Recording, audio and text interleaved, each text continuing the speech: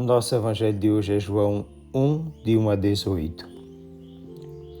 No princípio era a palavra, e a palavra estava com Deus, e a palavra era Deus. Ela estava no princípio com Deus. Tudo foi feito por meio dela, e sem ela nada foi feito de tudo o que foi feito. Nela havia vida, e a vida era a luz dos homens. E a luz brilha nas trevas, e as trevas não a dominaram. Houve um homem enviado por Deus, chamado João. Este veio como testemunha para dar testemunho da luz, para que todos viessem a crer por meio dele. Não era a luz, mas devia dar testemunho da luz. Ela era a luz verdadeira, que vindo ao mundo a todos ilumina. Estava no mundo, e o mundo foi feito por meio dela, mas o mundo não a conheceu. Veio para o que era seu, mas os seus não a receberam. A quantos, porém, receberam, deu-lhes poder de se tornarem filhos de Deus, os que creem em seu nome, que foram gerados não do sangue, nem da vontade da carne, nem da vontade dos homens, mas de Deus. E a palavra se fez carne e veio morar entre nós, e nós contemplamos a sua glória, glória como do unigênito do Pai, cheio de graça e de verdade. João dá testemunho dele e proclama: foi dele que eu disse, o que vem depois de mim está à minha frente, porque existia antes de mim. De sua plenitude todos nós recebemos, e graça sobre graça. Pois a lei foi dada por meio de Moisés, a graça e a verdade vieram por Jesus Cristo. A Deus ninguém jamais viu. O Deus unigênito, que está no seio do Pai, foi quem o revelou. Palavra da salvação. João inicia o Evangelho com a mesma expressão utilizada no começo do livro do Gênesis.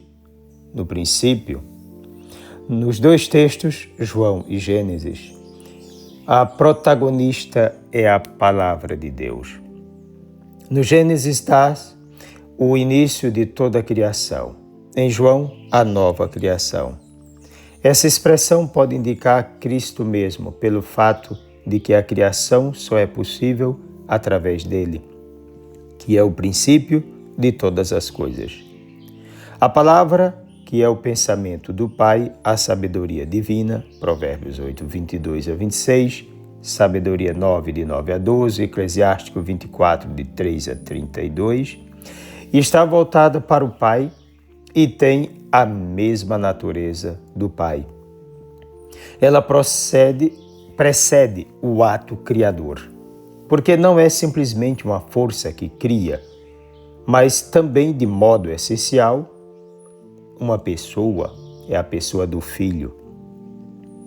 Essa palavra é vida, que permite a vida do mundo, pois, como diz Isaías 55, de 10 a 11, ela é como a chuva e a neve que fecundam a terra, isto é, engravida a terra, a fim de que esta faça brotar a vida.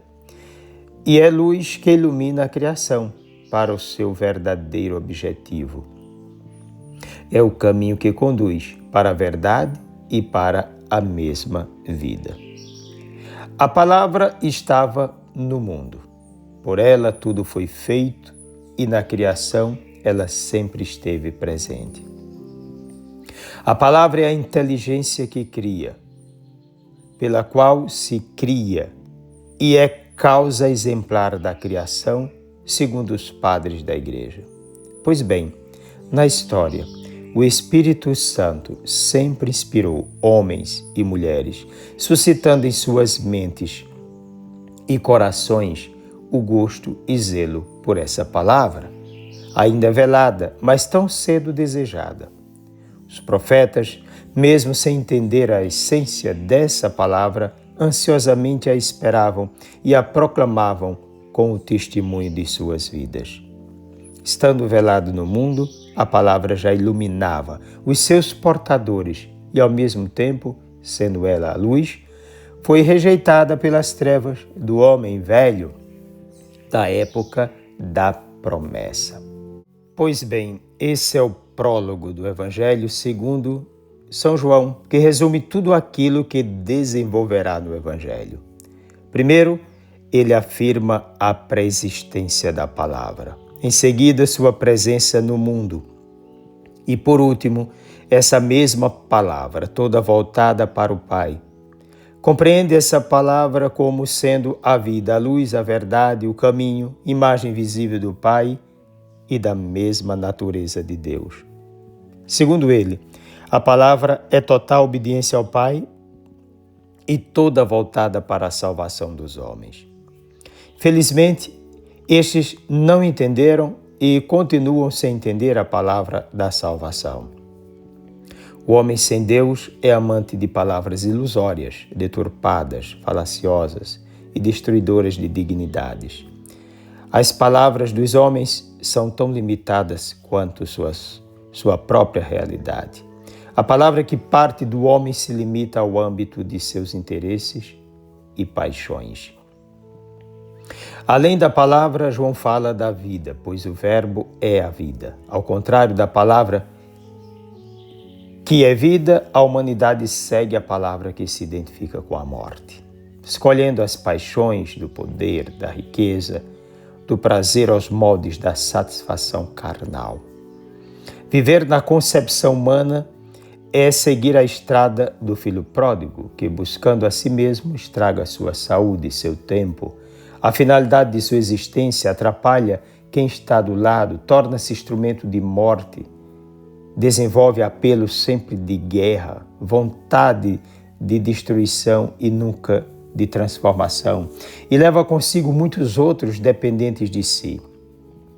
É o caminho de quem festivamente escolhe a morte para depois chorar com ela.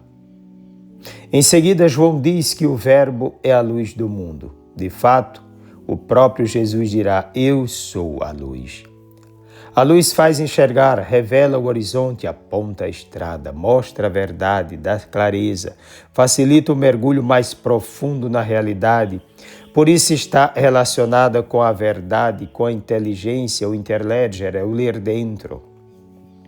Tudo isso é lançado por terra por uma humanidade que prefere fazer tudo às escondidas, nas trevas de uma realidade de desordem, desorientação, desconstrução de pessoas, deturpação de tudo que estiver pela frente, interesse sempre maior por batalhas, por poderes, corrupções. Nem no período do Natal tem aquela sensibilidade do valor da pessoa. Não, prefere a guerra. Mesmo o Papa querendo um Natal de paz, não, mesmo assim, preferem continuar brigando. Por isso, as grandes antíteses. Cristo é a vida, o homem opta pela morte. Cristo é a luz, o homem opta pelas trevas. Cristo é a verdade, o homem se envolve com a mentira. Cristo é o caminho, o homem segue sem direção, sem sentido. Cristo é total entrega de si mesmo, amor, oblatividade. O homem odeia. Cristo é a imagem do Pai, o homem prefere revelar em si mesmo a imagem do mal pelos seus interesses e atitudes. Apesar disso, o Evangelho exprime a vitória da palavra. O cume do texto vai se dar em João 14, e a palavra se fez carne e habitou entre nós. Aqui não existe mais o véu, não é mais a promessa, porque a palavra tornou-se um de nós, se revestiu da nossa carne, da nossa realidade, da nossa natureza. Com isso, Deus colocou sua tenda em nosso meio, na nossa história. Estabeleceu o lugar do nosso encontro com Ele.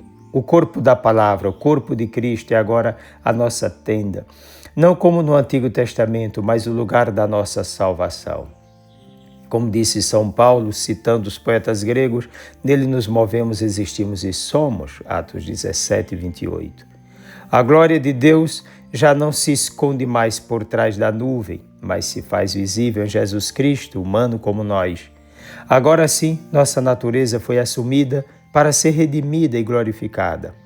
A Igreja nos ensina que o Verbo se fez carne para nos salvar, reconciliando-nos com Deus, para que assim conhecêssemos o amor de Deus, para ser nosso modelo de santidade, para nos tornar participantes da natureza divina. Pois, como diz Santo Atanásio, o Filho de Deus se fez homem para nos fazer Deus. Agora temos a graça de, pela fé e pelo batismo, receber o Espírito Santo que nos livra do pecado original. Nos faz filhos do Filho, torna-nos participantes da natureza divina e membros do corpo de Cristo. Que mistério tão belo, tão importante, escondido da sabedoria dos homens e das trevas. Cristo encarnado se faz Eucaristia, alimento de vida eterna. Jesus Cristo é todo para o Pai. Dele dá testemunho João Batista, que não é digno de desatar-lhe as correias das sandálias. Ele é um com o Pai. Na sua vida, nos seus ensinamentos e em seu testemunho é a visibilidade do Pai. João 14:9. Todo o seu ser é para o Pai. Jesus Cristo é visibilidade do eterno amor. Por ele é possível contemplar o amante, o Pai, o amado, ele próprio, o Filho e o amor, o Espírito Santo. Ele sendo a verdade, a vida e o caminho, João 14:6, a imagem visível do Deus invisível, Colossenses 1:15, é a nossa lei absoluta, a nossa máxima revelação, pois o Pai disse tudo por meio de seu Filho, São João da Cruz. Por meio dele, o Pai concede à humanidade a graça da salvação. Sendo tudo criado por ele também tudo será salvo. Desça sobre ti a bênção do Deus Todo-Poderoso, Pai, Filho e Espírito Santo. Um forte e carinhoso abraço. Feliz Natal.